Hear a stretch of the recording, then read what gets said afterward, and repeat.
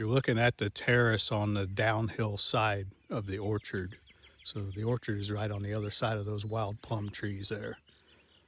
And this is my wild area that I've just let grow up.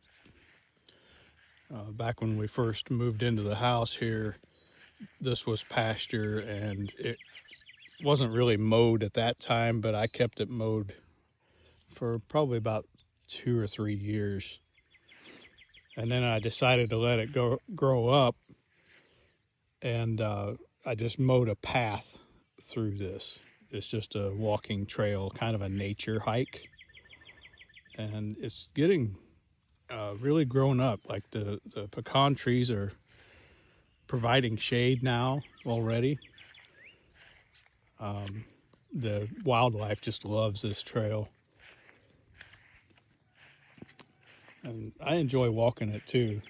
It's just peaceful, you know, and all the birds singing in it and everything. It's really nice.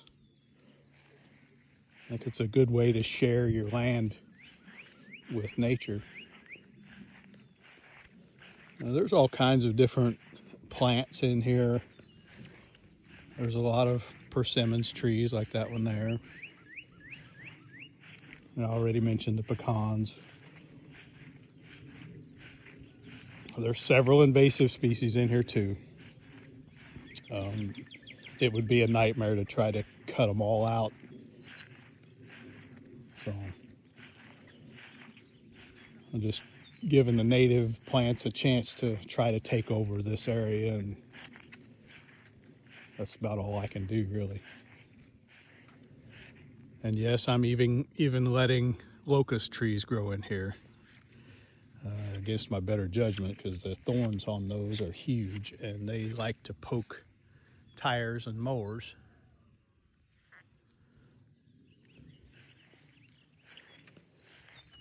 There's lots and lots of milkweed plants in here. Look at how tall this milkweed is. That's over my head. I'd say that's probably 6.5, 7 feet tall. There's another one there. And here's one that's getting ready to bloom.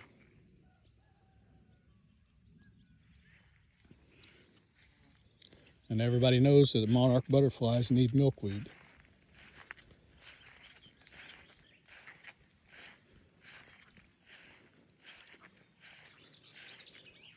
This locust tree is probably going to have to come out, because this area here is too tight for the mower, especially when that pecan tree gets bigger in diameter. It's going to be too tight right here. But I'll wait till that time comes, and then I'll cut it out. The locust trees are nitrogen fixers, so they serve a purpose.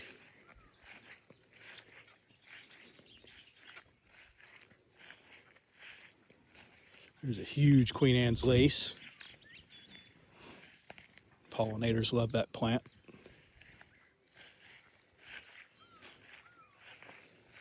And there's a lot of goldenrod here. Another plant that the pollinators love. This persimmons tree is about ready to get its cage taken off. I caged it because of the deer. I don't want the buck deer rubbing the bark.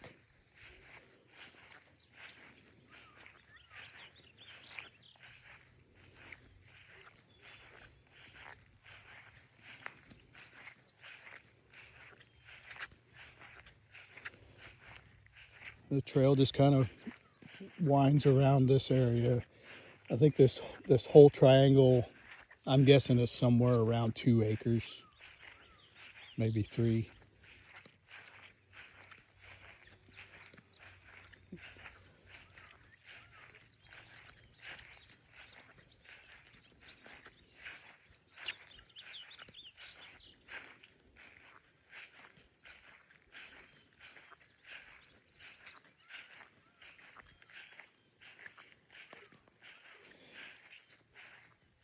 This wildflower here, I haven't really determined if that's ironweed or Joe Pye weed. It's one of the two.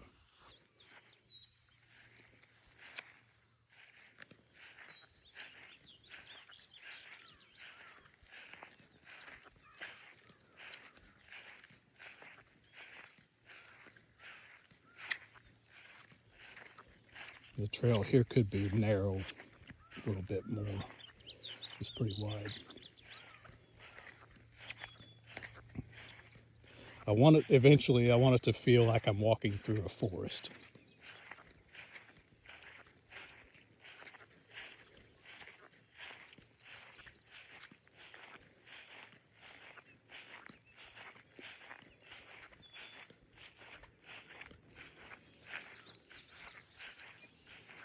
There's a big patch of pokeweed. Those are about 7 feet tall.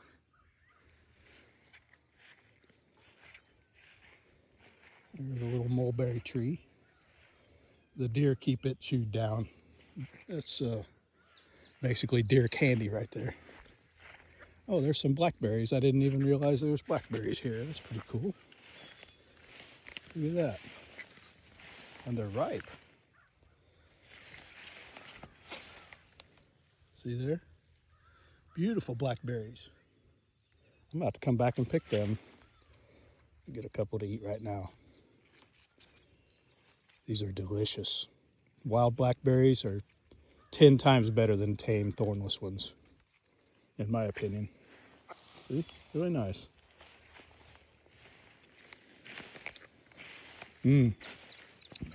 Super sweet.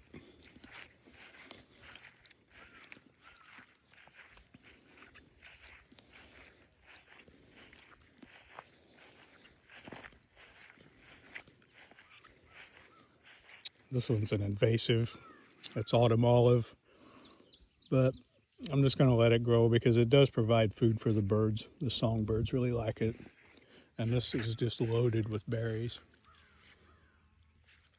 In the fall, that will turn red, and they're actually really good to eat. I have a cultivar of autumn olive in the orchard. It's called Garnet Autumn Olive. I haven't had any fruit on it yet.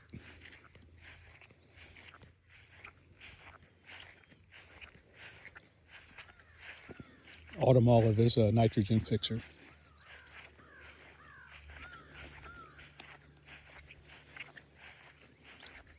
And this is the big patch of milkweed.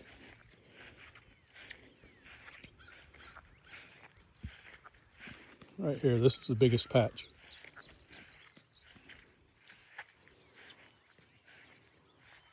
The morning glory vines in there. I don't really like those, but I can't get them out of there. There's no way. And I planted this actually, this bur oak. That thing has grown so much in the last few years. I bet I'd say at least 12 feet tall now, maybe 15. That's going to be a really beautiful tree. And those live like 500 years if they're well taken care of.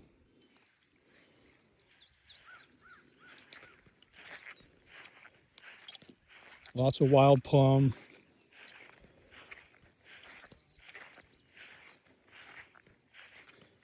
Several mulberry. I planted a lot of these mulberry. And like I say, they're deer food. It'll be nice. I should cage a few of them so I can let them grow tall and actually provide berries for the birds and for me. But right now, they're just deer food.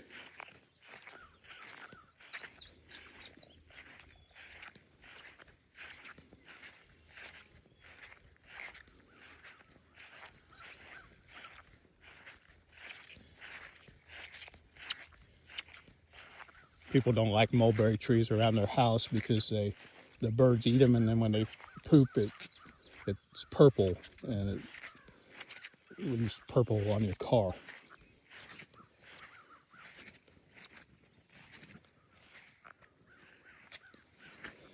So you can tell when you get out of the fertile soil. This soil here is very, very poor condition. And the rest of the trail is like this. It's just not anywhere near the growth. I'll show you my brush pile. Brush piles are important for rabbits and bird nests and bumblebee nests. So anytime I have, just random brush, I just put it here.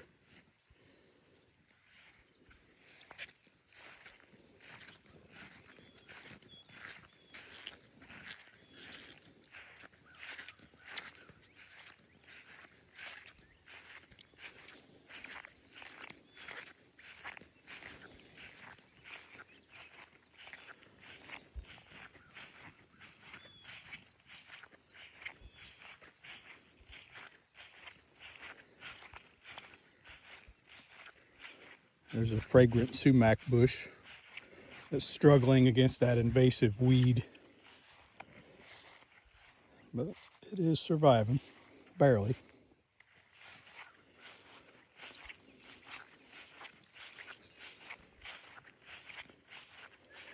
I need to come in here and cut out those wild rose bushes. They just take over.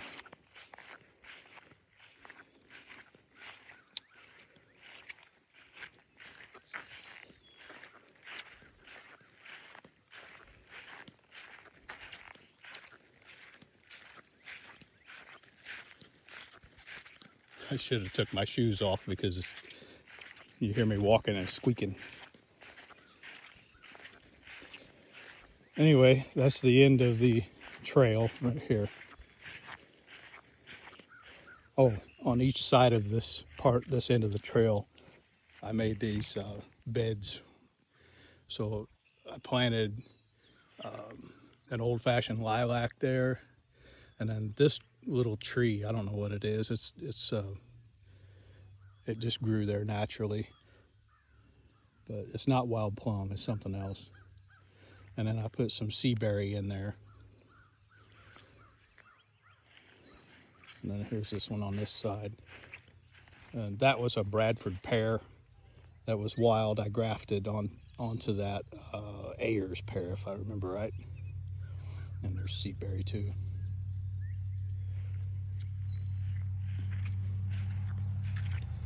And there's a hickory tree and a persimmons behind it. And then the tame blackberry that my friend Richard gave me.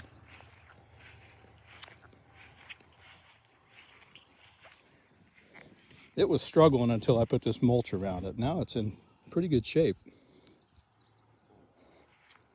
And this is my little pecan grove that I mowed around. So it's a nice sitting area. My cats just love this area here. They play in the trees and just relax in the shade. And there's our vegetable garden down there.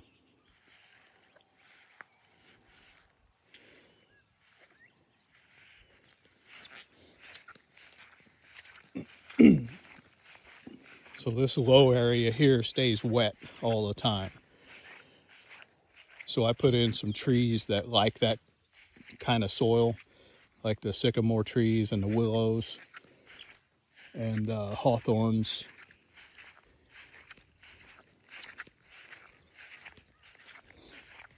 Just trying to make use of the soil and the space.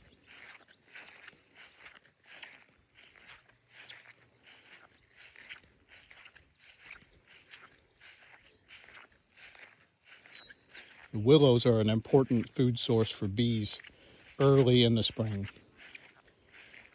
That's why I want the willows. Now I started another brush pile here.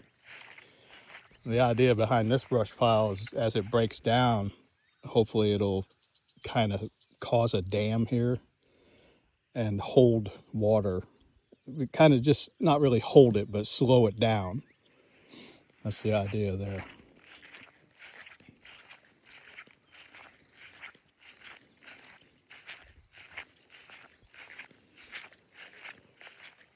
The Japanese beetles are attacking that sycamore tree there. Destructive creatures. At least they're attacking that, not my apple trees so far.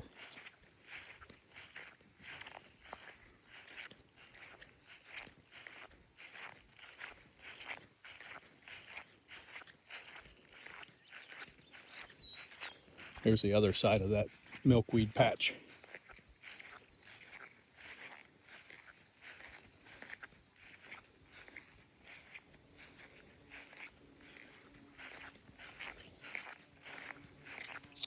And this is the edge of my property. That is the mother pecan tree. She's the mother of all these pecans over here. The squirrels planted them.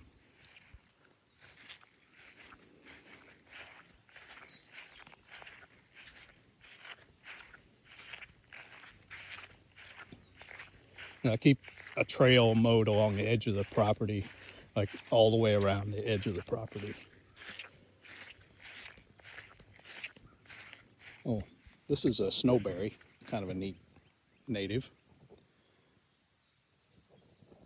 These berries will turn white when they're ripe. Birds like them, but I don't. I taste it. It tastes terrible.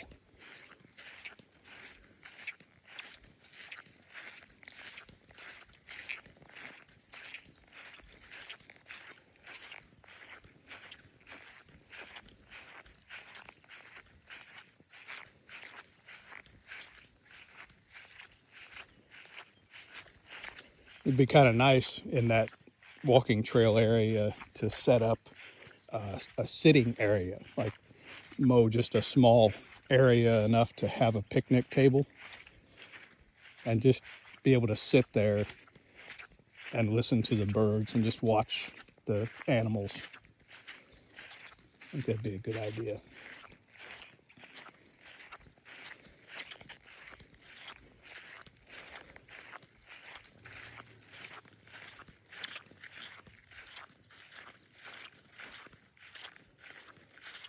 Okay, it was a long video, but I wanted to document it and just show you guys what that's all about for that part of the property. I really enjoy it. It's one of my favorite pieces of the property here. So, have a good day, everybody.